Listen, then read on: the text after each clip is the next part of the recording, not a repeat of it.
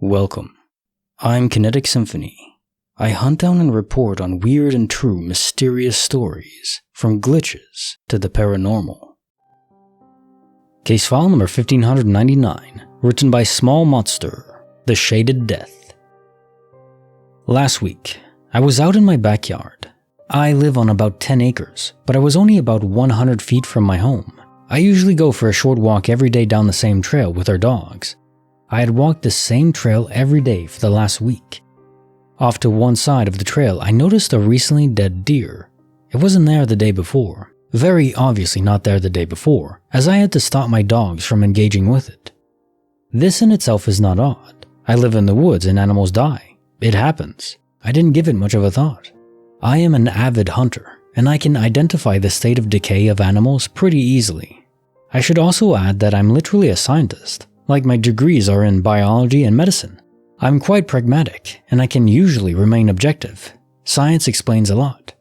Anyways, this was just mildly interesting. I went back the next morning to snap a picture to share with my dad. Overnight, the deer had deteriorated severely. Again, I could explain this mostly.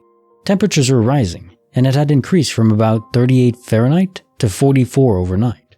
There are coyotes here, so perhaps that explained it.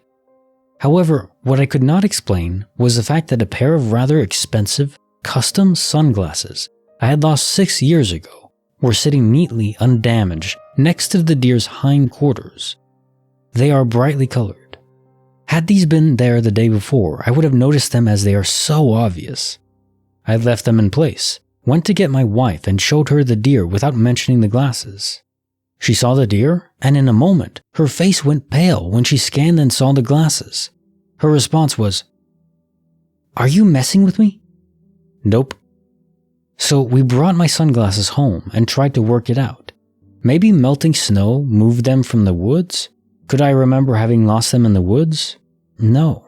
Snow has been gone for well over a week, and I'm sure I lost my glasses on a fishing trip far from here. It was evening by that time. So the next day on my walk back on the trail with my wife to see if there were any other signs of something that could explain this. Upon arriving at the deer, we noticed something yellow, about the size of a $50, sitting in the exact same spot my glasses had been. Not close to the spot, in the exact spot. It was a crock, shoe, gibbet that my daughter had lost presumably at school. At the latest, this was lost in October 2021, according to my daughter. About 2.5 years ago at the very least. There is no way I would have missed this item. I would have had to touch it when I picked up the glasses. My wife was also a second set of eyes in place that would have seen it. It is also of note that upon this return visit, the formerly freshly dead deer was almost nothing more than a skeleton with some errant hair here and there, as if it had been in place for maybe 6 months.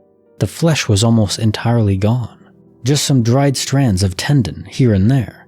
Bottom line is, over the course of 3 days, the deer went from appearing to be dead for maybe 12 hours to a skeleton. A missing pair of sunglasses and a shoe decoration showed up in the exact same spot. Case notes are file 1599, The Shaded Death. So to explain away the deer that seemed to decompose for 6 months in a couple days, the only thing I can think of is some sort of time portal.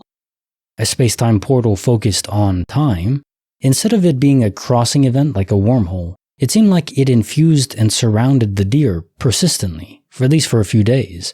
But while that sort of explains the deer, even though it's different than how space-time portals normally work, it doesn't explain the sunglasses or the shoe decoration. I have no explanation for those two. Case file number 1600, written by Yomad117, The Light of Glitches. My husband and I have 2 children, and we put them to bed separately at bedtime. The youngest is 1, and won't go to bed if she thinks she's missing out on stuff. So we always turn off all the lights in the house when we bring her to her room for bedtime. Tonight, my husband finished putting our 1-year-old to bed before I finished with our 5-year-old. So when I walked out of her room and into the living room, he was already there. The bright overhead light was on. We don't use this at night, it's too bright. And I asked why he had such a bright light on. He said, "What do you mean you turned it on?" I did not. He told me he heard me come out of our 5-year-old's room and then saw the living room light come on. he saw it light up around the door. He thought I had come out to look for something and went back to her room by the time he came out. I told him I had not left our daughter's room until this moment. He didn't believe me. We talked about it for a second and he wasn't convinced. I wasn't convinced he hadn't absent-mindedly done it either because I knew it wasn't me. But he insisted he heard me and saw the light come on from the inside of our 1-year-old's room. He even asked our 5-year-old if I had left the room during bedtime and she said no. We live in a small house, just the 4 of us. We checked everywhere just to be sure no one was lurking, as if an intruder would turn on a random light and disappear again. But there's nothing out of the ordinary. And again, it's a small house. We don't even have a basement or an attic. If it was just a light, I'd be more inclined to think something electrical happened, but he claims to have heard me exit the room and go by just before it turned on. Case answer file 1600. The light of glitches. I think this is a simple case of a prior inhabitant preferring the bright overhead light. Whoever lived there before passed away and is still around. Or it's multiverse side, so your husband just saw you in a different universe that did indeed use that light and left the room, and all that good stuff. Simple, yet extraordinary. Now time for the quote of the day. There's an evolutionary imperative why we give a crap about our family and friends. There's an evolutionary imperative why we don't give a crap about anybody else. If we loved all people indiscriminately, we couldn't function. David Foster.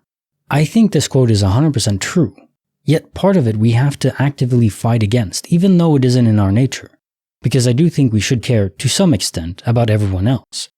Now it's that mental test of, would you feel worse if 1 million people from a country you've never been to and never will go to died from some tragic weather event or something? Or if your own parents died, or your kids or your wife? If I'm being honest, I would feel worse if a single person that I truly love died than 1 million people I don't even know. There is something, I suppose, dark about that, but it is true, and I think we have to acknowledge that, at least for most people. But the key is, even though you can't quite care as much as your own close friends and family, you should still care to some extent. If those 1 million deaths have no impact on you at all, that's a problem. So we have to push through into not caring at all about other people that aren't close to us, and at least care a little bit. Just a little bit. That's enough. Like the video, subscribe, hit the bell. Kinetic Symphony signing off.